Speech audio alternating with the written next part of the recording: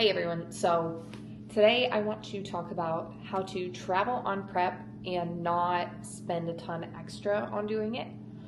I know a lot of people, what the recommendation is maybe Instacart when you get there and all the associated costs with that, but I think it's important to talk about how can you prepare to go on travel without having to plan to get food delivered or that extra cost, just to make it a little more cost friendly, doing bodybuilding things and still maintaining your work and life balance that you may have to go and travel places with.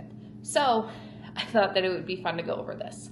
My second prep I ever did, I was in college and I had to go from Virginia to Colorado for a work trip or work/school trip. And I learned a lot very quickly about how to deal with food through TSA and other little prep tricks and hacks and all of that fun stuff to help make it a little bit easier to manage.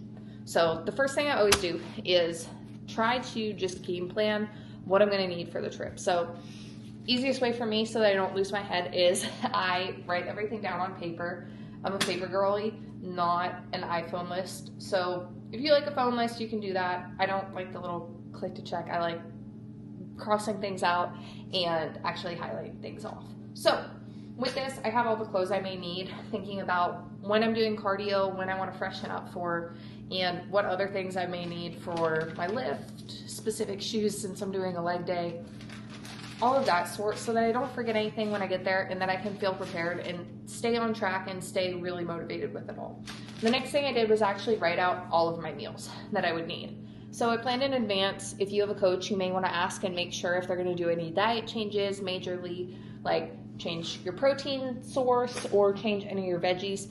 That way you can plan in advance. Communicating with your coach so that you can prepare is a really good way to show your motivation and show your dedication and that you're thinking about things. So for me, where I'm self-coached, I don't anticipate touching my diet, but if I do, I'll just be removing carb sources primarily. So if anything, I just need to bring my food scale and then I can just swipe some away from a few of my meals if I need to. So with that, what I did was I bulk prepped all of my meats. I just did my rice and the last bit of my chicken there. And what I did was I put them all into individual baggies. Is it slightly wasteful with plastic? Yes, but it saves me from having to pay for another bag or have a big cooler with a ton of Tupperware in it. With that being said, I normally try to bring 1 or 2 Tupperware containers so that those meals, when I'm out, I can put into a container while I'm at my location when I can wash them at the hotel, so that I have a little bit more normalcy and a little bit of structure and something to actually eat out of. So for me, I bring one of my Tupperwares like this, and what you can actually do is put your baggies in there. Right now I have some of my oats and my protein powder, and just shove them in there just so that they fit and it takes up less space.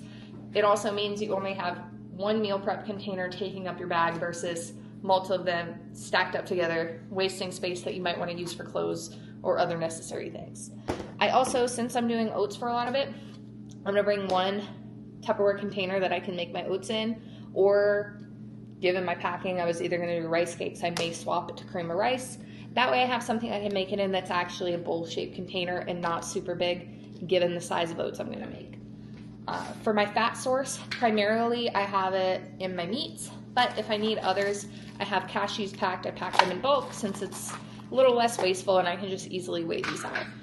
If you choose to use a nut butter for your fats, be careful. TSA does consider peanut butter, almond butter, etc. to be considered a liquid. So if you're going to bring nut butters on your carry-on, bring them in the little single serving containers. They look like a ketchup packet. You can find them at some stores, because if you bring a whole container of almond butter or peanut butter, they will confiscate it. Now you can put it in a checked bag and it'll be fine, but for your meals that you're going to be eating during your travel time, make sure you either weigh out what you need and only bring what you need, or bring single serving packets so that TSA doesn't take that from you. One other thing that helps is have extras of a few vital things. So for me, I have an extra pack of oats in case on my travels, since I plan to put most of my food in my checked bag. In case that doesn't get to me on time and they lose my bag, I will still have something that's unspoiled while I make plans at my destination to get more of my food. Another thing, I have extra protein powder for that same reason, so that at least if they do lose my bag and I need my first or second meal of the day, I have a little something extra to give me some time to plan and be ahead so that I'm not starving, hungry, and in a bad mood. With TSA, any powders, label them. It will save you a lot of hassle. They probably still will want to test it, but it reassures them that it is what you say it is, and it'll just save you a little bit of extra questioning. Big containers of protein and creatine and things like that, I believe you need to put in your checked bag. If you go to the TSA website, it's really, really clear on what you can or can't do in what bags. If you're outside of the US, I don't know your requirements. I am an American citizen, so that is my reference. One other thing with my protein powders, to make it a little easier and so that I keep my water bottle just for water, is I have a small shaker bottle that I have from forever ago. And in this, I just have a lot more of my proteins just shoved in there to not take up much more space. So that's how to expedite the actual immediate travel. I highly recommend writing on your foods what it is. Where I have different amounts of rice, I have written on the side of the bag how many grams it is so that I don't get confused when I'm grabbing things to go here and there. What I also pack in my carry-on to help is I pack some plastic silverware that I have from takeout over time. I keep a nice stash in the house of whenever we get extras, and it's just super helpful because a lot of times at the airport you would be shocked how hard it can be to find a fork or a spoon. It's just one of those things, if you have it and you don't need it, it's awesome, but if you cannot find somewhere to actually give you one, it can be really frustrating. Another thing, supplements. I try to pack them just in my little weekly container so that I don't have to travel around with a bunch of pill containers taking up space. TSA never really had any issues with it. They might test it and just swab it just to make sure there's nothing illicit in there. Not a real issue. One other fun thing that I am bringing, because travel exposes you to a ton of germs and I don't have time this prep to be sick, I have a bunch of emergency zero sugar packets, so probably gonna down a bunch of these to and from, just because you never know what you can be around. You're packed in like sardines through most of the airport, and it just keeps you one step ahead from possibly getting sick. Now, with all of my rice and chicken, I will be throwing it in the freezer like the rest of my stuff. This is how I freeze all of my foods. So just rolled up tight so that you can pack it neatly.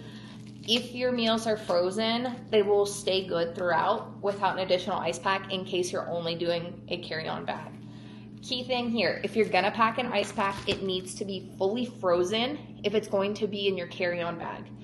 If your ice pack isn't frozen through the TSA check in a carry-on bag, it is considered a liquid, and if it's over 3.14 fluid ounces, they will confiscate it. Now, that sounds great on the way to your destination. You can freeze it before you leave the house. You're fine. But most of the time, hotel fridges, yeah, they have a little freezer section, but it may not fully freeze your freezer pack, and it might become a difficulty when you're trying to get back home where they're gonna take it if you don't have a checked bag to put it into.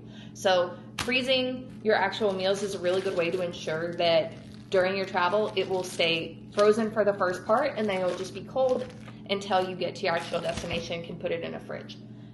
Always a pro tip there. If you're checking your bag, that's fine. You can put an ice pack in there. It'll help it last longer. But always want to consider bring all your meals on your travel days. You never know what delays or cancellations you may encounter. If you're delayed, you're not going to have access to a checked bag if you have the remainder of your meals in there. So on your travel days where you may get stuck in an airport, bring more food than you need. It is way better to be prepared and have that extra food in case you get delayed all day and all of your meals you have to eat in the airport and then you're finally flying, versus if you only bring, oh, I'm only going to be at the airport for 2 meals and then I'll have my checked bag. If you get delayed until 10 p.m., what are you going to do? Are you not going to eat? A lot of times at the airport, it might be hard to find cleaner options that can fit in your plan, and it just reduces that stress by keeping that on you.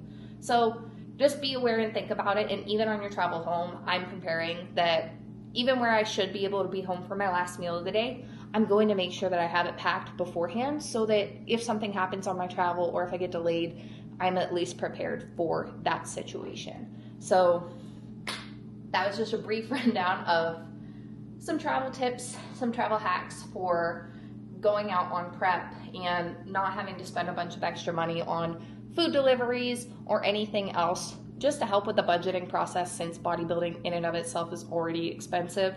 So let me know if you have any questions, comments, or concerns, or if there's anything else that you may have questions on with travel, prep, or anything of that sort. I'll talk to you guys later.